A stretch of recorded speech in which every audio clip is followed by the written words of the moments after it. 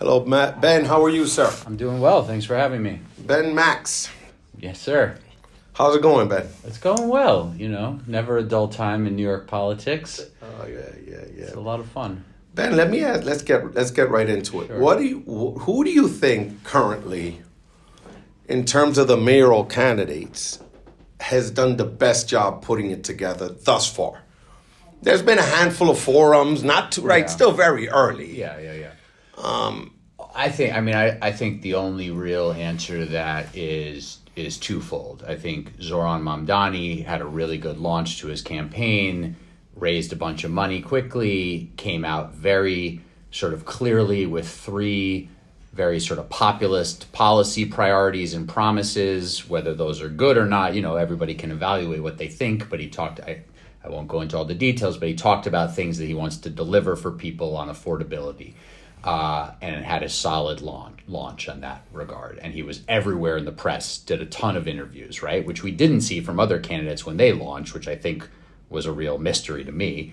So he's one. And then Brad Lander is a citywide elected official. He's been raising money. He's got his platform. He's had a solid start. But I think those are the only two with real clear momentum of any kind right now, but it's early. And I think, the others are positioning themselves for, potentially taking off if anybody can take off. All right, I'm going to take just a guess because this is about having fun as well. Does Cuomo run? I don't think so. Why? With the caveat that I'm always foolishly underestimating the sort of ambition of politicians, which I should stop doing, right? I just have never thought that he would actually run for mayor because I don't think he wants to actually be mayor. He has been the governor of the state. He tormented Bill de Blasio. He knows the power imbalance, right? I mean, you know this. Andrew Cuomo wanting to be mayor with a governor, Kathy Hochul, and a president, Donald Trump. I don't understand how he could get himself to a place where he would want to be in that position, knowing how much those two could torment him.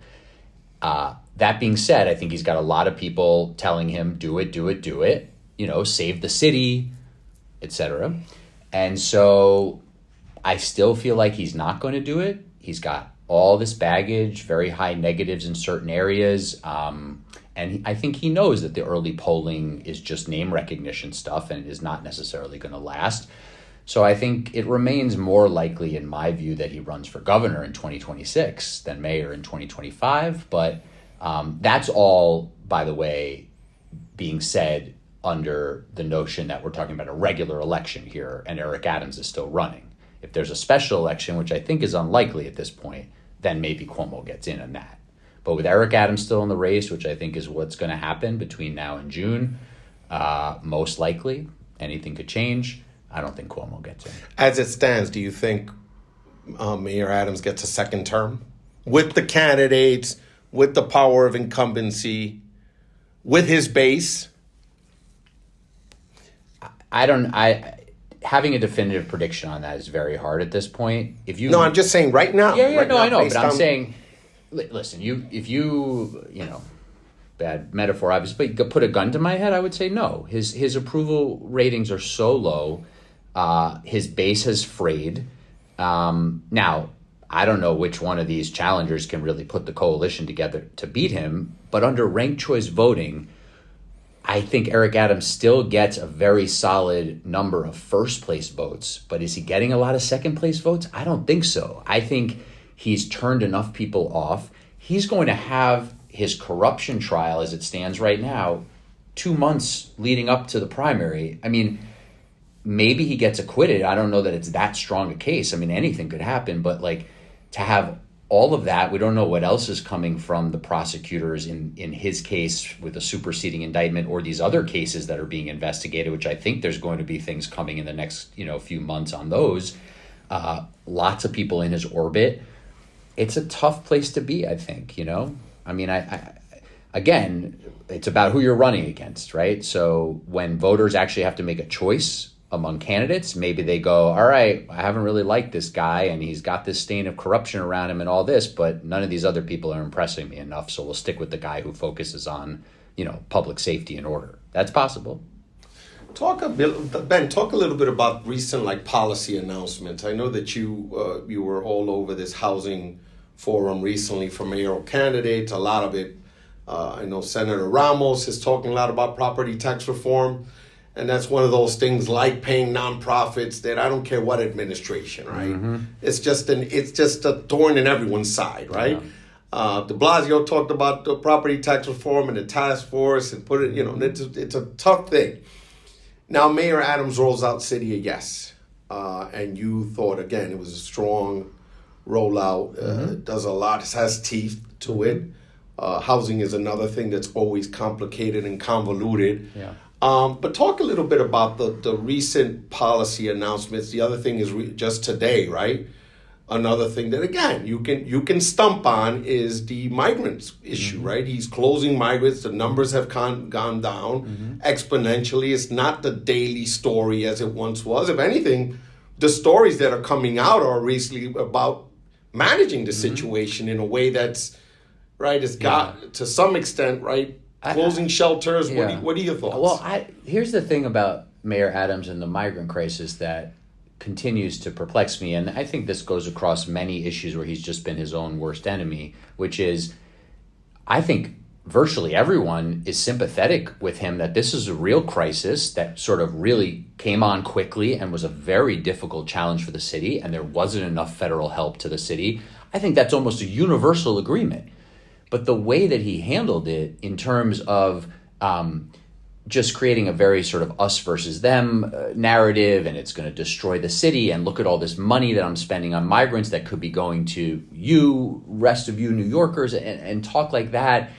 He didn't portray real leadership of the city and a real sort of united, calm, collected, I'm going to handle this. We need more help from the federal government. You could beat that drum over and over again, but like, you're in charge, That's always mystified me. So now as he closes shelters because the number of migrants has been decreasing who've been arriving because of policies of the Biden administration, which clearly came too late, he's not going to get a lot of credit for that. I mean, I think again, on this issue, a lot of people's opinions are sort of baked in at this point. Have they done some good things on this? Maybe, but they also seem to be scrambling in emergency mode for too long. I mean, this was a consistent problem for years. So I mean, there's a lot more detail there, but it's one of those things where I've continued to sort of watch his leadership, and so much of leadership, as you know, is just what you're saying in public as the mayor with this giant platform. And he has not portrayed to people, I think, the type of leadership that he could. Housing, I think, has been probably on the policy front, maybe his best issue. I think he's advanced a number of things that are positive for the city to address the housing crisis. And City of Yes, changing the zoning rules across the city in different ways to produce a bit more housing in a lot of places. Just about all neighborhoods of the city will increase their housing supply. Some is a positive. It might not be that great for him politically, which is the other crazy thing here. But the good thing generally is that he's doing something he believes is right for the city, that is taking on the city's top two challenges. And I think people often were making too big a deal out of this zoning package. It's a big deal in some ways, and in other ways, it's a modest change that one of the best things about it is it just sort of resets the development playing field in modest ways going forward. That's what the zoning but Ben, in all fairness, it is a grenade. Do you want to take on a heavy lift, right before an election? I'll tell you, right. Well, let's talk Bruckner. Yeah. Oh, right? Yeah. There's an argument to be made that lost Marjorie Velasquez her seat, right? This is important. Southeast Queens, right? Sure. A neighborhood that he's from, right? They're overwhelmed. That's that tough issue for Speaker Adams, right? Absolutely. Hence the slim margin. Slim margin in the vote, some of the changes they made. It is a profile in courage. I give the mayor credit for that, right? Because it's a tough issue. And the speaker. Yeah. But she's not up for re-election. But she's not up for re-election in June, right? Not that we don't want to give her credit where credit is due, but it's apples and oranges. Yeah, he's going to face some blowback. Again, this is all assuming he's on the ballot. He's going to face some blowback from some I don't know how much blowback he'll get from sort of his base, but he might get some blowback from people that were sort of marginally his base in some of the outer boroughs. That could be a problem for him. Yeah, I mean, if people are turned off by City of Yes, and again, they might be turned off because it kind of got caricatured as a much bigger deal to change neighborhoods than it really is. He might face some problems on that. Ben, can a progressive win? Look, I'll give you just look. Let's call it right. I remember a time where Ray Kelly polled. He was number one, right, when he talked about who could be mayor, and De Blasio his team, they read the tea leaves, right? People were ready for reform, stop, and frisk, right? Over policing is not what people want, right? More of a community policing model, right? And the pendulum was right? Yeah. At the right time. Then obviously it's now swung towards people just don't feel safe. Yeah. Real or imagined, right? Whether it's not addressing mental health or EDPs, right? We saw the Penny situation, which speaks to the larger dynamic, right? People that can't care for themselves, right? And how do you manage that? It's again. But with that said, can a progressive right now, as it stands, right, win? Or is the pendulum swung to the moderate, more to the right? Hence, Mayor Adams, for better or worse, has the right platform for the time, right? Because it all changes. Yeah, no, I think the stuff that he ran on in 21 is mostly still applicable, right? Some of the crime numbers are better. He has not, I don't think, made the impact that a lot of people hoped or expected. Now, he's always pointing the finger at other levels of government and other people as why they haven't been able to bring crime down more. But I think when you go back to the ballot box and ask voters, for their votes, they're going to say, well, have you accomplished your number one thing? And he hasn't done that well on crime and disorder. And that's a real problem for him. Now, does that mean they're going to go and say, we want a more progressive vision on that? A lot of people know that's not going to be where they go. So I think you're getting at one of the biggest question marks in this election cycle that's about to unfold is a lot of these candidates are clearly more progressive than Eric Adams, but they've been mostly, not all of them, running away from that label, right? Because they have a feel for where the voters are at. There is still clearly a pretty big block of progressive voters, but then there's a lot of voters. They mostly voted for Catherine Garcia, first choice in 2021. They were voters who came out, in pretty big numbers in the congressional race for Dan Goldman in that Brooklyn, Manhattan seat. You have a lot of Latino voters who I think are up for grabs in this election because that's part of how Eric Adams got elected, and they're not very happy with him.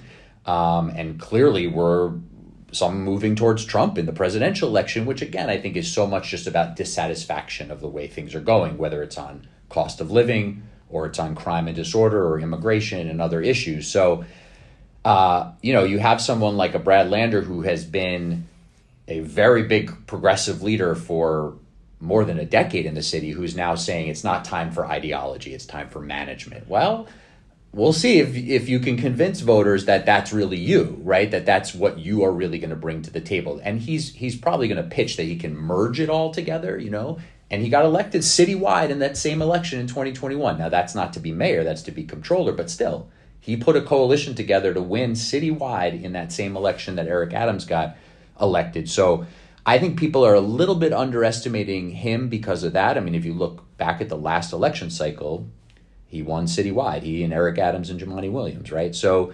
that'll be interesting, though, because he's got a big hump to get over with a lot of those voters about actually being the chief executive and whether he can do enough on crime and disorder.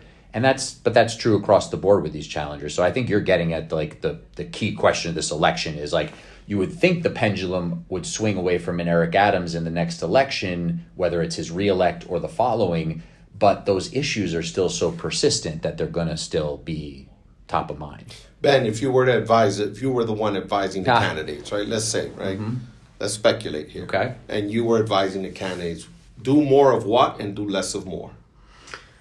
Well, I think meaning do more of this and do less of this. Better said. You're talking in the politics of the race or on the policy combination.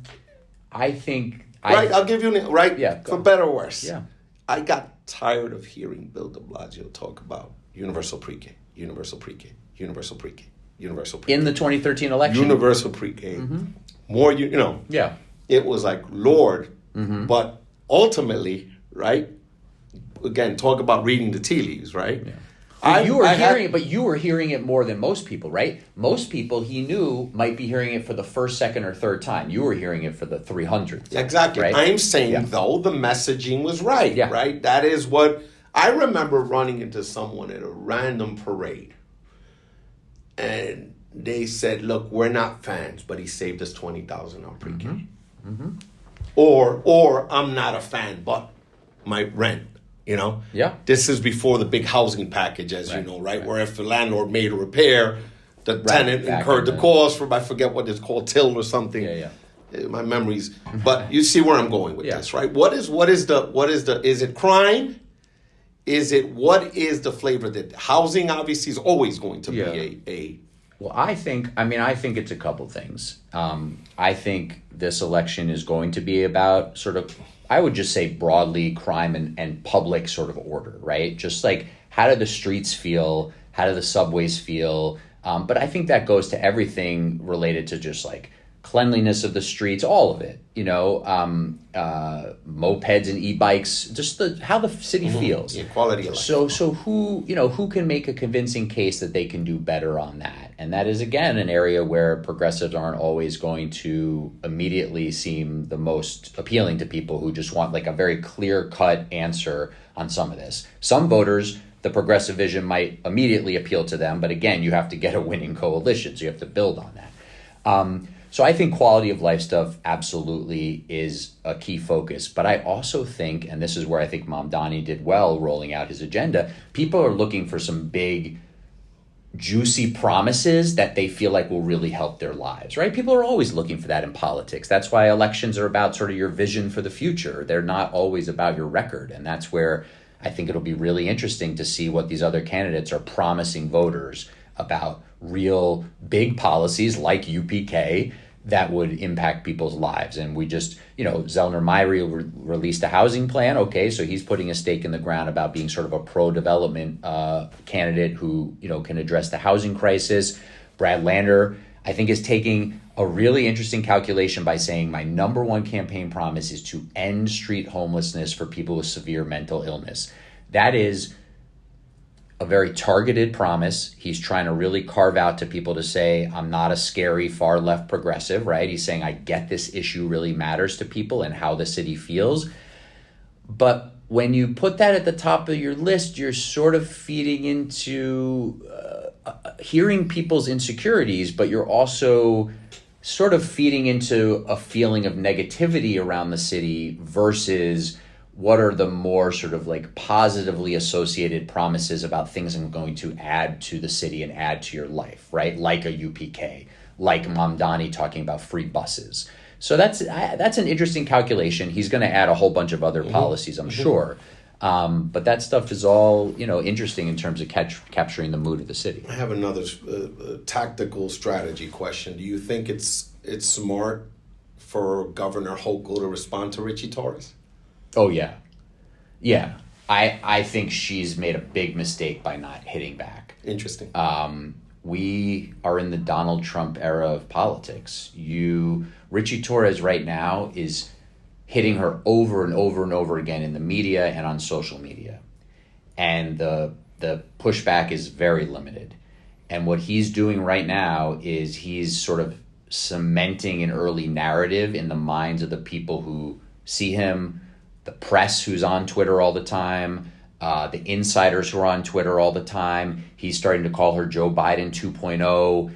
This is a really tough narrative that he's setting out about her that I think she's trying to let her sort of policies and such do the talking. But I think there's some real questions about whether she needs to sort of hit back more regularly and harder because, he's being aggressive. And when you have someone being aggressive with you, it's old saying about, hitting back against a bully, right? I mean, what is a bully, respect? I'm not saying he's exactly being a bully, but like it is that Donald Trump era of politics. And I think in this social media era, the soundbite clips era, you gotta I think you got to hit back. Interesting.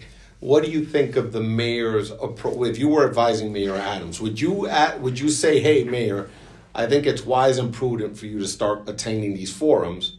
Or would you say, hey, we don't want the piñata effect, right? Meaning everyone's just going to join this pylon, right, and try to play gotcha. Yeah. Or do you think it's like, hey, I'm the mayor. I'm up here. Let you all fight it out, right? And at some point, I'll insert myself. Or do you think what would you recommend? What's your thought? It's a tough one. What do you think? What do I think? Yeah, what would you advise him? I personally would wait. I think he's smart not to join in his first several. I think that one of the questions that you're raising, though, is also the importance of these forums. I don't know how much impact these actually have. I mean, you go to these forums, you're talking to a significant number of engaged Here's people. why I would wait, personally. You campaign in poetry and you govern in prose. Mm-hmm. Right? You know that. You could say whatever you want where you're a potential... Right. Well, if he shows up when you actually have to govern, right? Yeah. It's a whole different story. Well, and he has the parallel platform of governing, right? So I was saying this with Hochul, she thinks she can just sort of respond to Torres and Mike Lawler and everybody else that's throwing stuff at her by just governing. And in some respects she can, but I don't know that you should just be taking these hits over and over again without hitting back in our modern political climate. But on Adams, he's got the parallel track of announcements as mayor. He just did affordability week, right? He's got his reach and the tax policy proposal, right? His reach as mayor is way beyond these forums, right? But these forums are attended by at least some group of people who are going to vote, right? I mean, these are voters. If you're showing up to a forum in December, 7 months before primary day, you're very likely a voter. Yeah. So, but if I were advising him, I would probably tell him to start going to some, because I do think, again, sort of standing up for yourself in these venues where people are attacking you, that's the other thing. You go to these forums and then it becomes all about Eric Adams. Yeah, of course. For good and bad. And I think if he performs well, which we know he's a good campaigner in many ways, he might say some things he regrets, but he's a forceful, charismatic campaigner in many ways. It winds up being, his ability to sort of overshadow everybody. It can make them all, Or the other opportunity is to actually say, no, I'm actually governing, and this what you're saying is not as practical as you're saying it is, right? Well, it's easier said than done, right? It's just always easier to play Monday morning quarterback, right? And it's funny. I was watching this housing forum the other day, and I tweeted, half these candidates are talking about things that are already happening. Maybe they don't know it's happening, or they're probably they know it's happening, but it's part of their campaign platform. So they're saying, we really need to have, a tax program to create more housing. And a lot of these things are already happening. So he could go there and basically say, what exactly do you want to do that I'm not doing? Because I've got X, Y, and Z in place. Now, his record is mixed. He would be very vulnerable in those settings when you have 6 candidates going after you for an hour and a half. So that is a risky proposition. But, I think this goes back to the Hochul point. In this political climate, do you really want to sort of get to the end of an election and then say, oh, I really wish I had gone to the forums? You may as well go out swinging, right? Is sort of the general philosophy that I think makes the most sense. Now, I'm not a political consultant, so I might be totally wrong, but you asked for my sense of it. That's my sense of it. Speaker's race. Again, still early, but it does coincide with the mayoral, right? It's Bill de Blasio will always be connected to Melissa Viverito, right? Mayor Adams leaned in, right? In the case of Councilmember Moya. That's the latest. It's no longer the case where county leaders would make that determination. Now it's become post de Blasio world where the mayor leans in, as he or she should. At least that's what I think. I think based on what you're hearing and seeing, who is making the strongest push. Again, it's very early, right? A lot. There's a lot of game left. Yeah. What are you hearing and seeing? I've been enjoying your other interviews, and I agree with if I remember correctly, what my friend and colleague Jeff Colton said, which is that, Julie Menin, the council member from Manhattan, is out there the most aggressive early. a la Corey Johnson in a couple of cycles ago and Justin Brannan last cycle. It worked for Corey Johnson in the end. It didn't work out for Justin Brannan in the end, although all his groundwork certainly helped him. So Julie Menon has, been running for speaker for a long time in different ways. And so she's laying some groundwork. Whether that means she'll be the next speaker or not, who knows? We don't know at this point. I think there's several other potential candidates who are, lurking and having conversations. Crystal Hudson in Brooklyn is going to be interesting. Amanda Farias in the Bronx, who got a bump up to majority leader from the speaker, is interesting. A bunch of other names in the mix, Carmen de la Rosa, Kevin Riley. There's a lot of names out there. You know them all.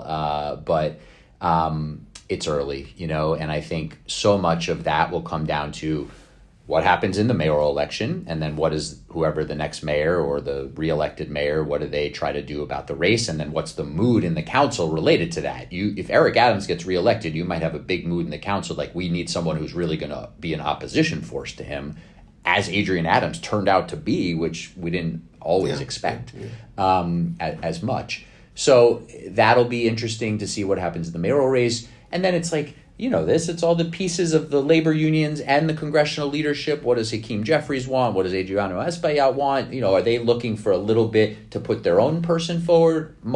Very often not. They want other pieces of the puzzle, right? To make a compromise. Chairs. Yeah, of course. Yeah, so, I think that'll be, we'll get to that eventually, but one of the things to watch on that, of course, is which of the current council members are out there helping campaign for other council members. And you can almost always tell who's running for speaker by who's posting on social media about door knocking with their colleagues and all that stuff. Ben, I don't want to go on and on because I know at some point people just like, when is this thing going to end? But anything I forgot to ask you, anything you want to mention or you want to add? I mean, for a political psycho like myself, I'm excited about the comptroller race that's unfolding, and then also the Manhattan Borough president race that's unfolding, which are unexpected because Brad Lander, at least at this point, is not running for re-election. So he's opening up the comptroller seat.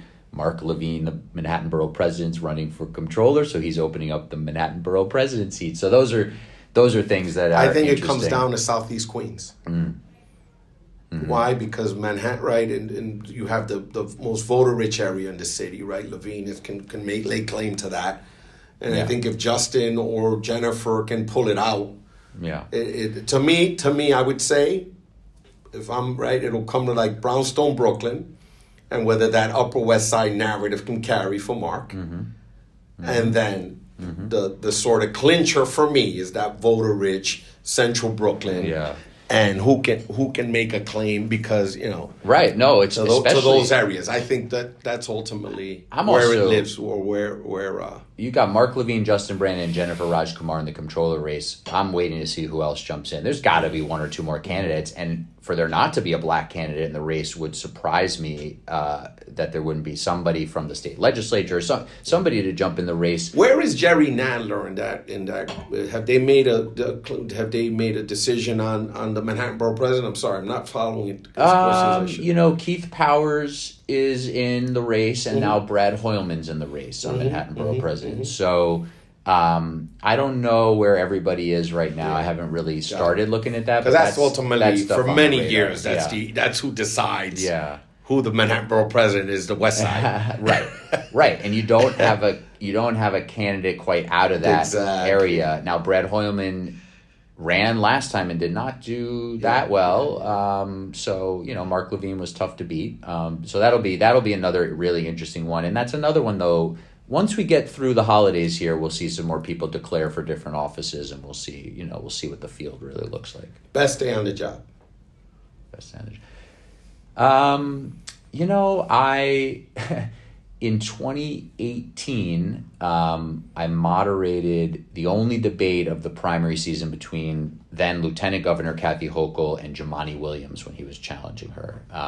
Now, it shouldn't have been the only debate, but it was the only debate that Kathy Hochul and the Cuomo team agreed to have her do. And so I moderated that debate. It went very well, got some good attention on that race and all that. And that was, it was fun to sort of have that and be part of that and asked them some tough questions. I remember very clearly sort of asking each of them some tough questions about their own sort of records and, feeling good that we gave a venue for them to, have it out. So that was a good one. I enjoy moderating debates, and so that one sticks out as a good one. And then more recently, I'm now at New York Law School in this sort of journalist in residence role, and hosting some city officials for some one-on-one conversations have been really good. Deputy Mayor Maria Torres Springer and some others. So those I enjoy a lot too. Worst day? Well, as some listeners might know, for a long time I was the editor of Gotham Gazette, and so as I was sort of leaving that tenure after close to 10 years, that they were making the decision, the publishers there, to stop publication, and so sort of everything around leaving there and them stopping publication of Gotham Gazette at Citizens Union Foundation. They said they plan to restart it at some point. I really hope they do, and I've offered to be helpful and still offer that. So that was tough because, there's just not a lot of local, there's not enough local journalism, although there's so much great local journalism. So that was a little bit tough to sort of leave in that way after what was a really good, almost decade there. So that was a tough day on the job for me, although we got a ton of love and outpouring, for me and my team there as we were leaving. So that was a tough one. Most influential book you ever read that impacted your life? And we'll close there. Oh boy, that's a good one. I'm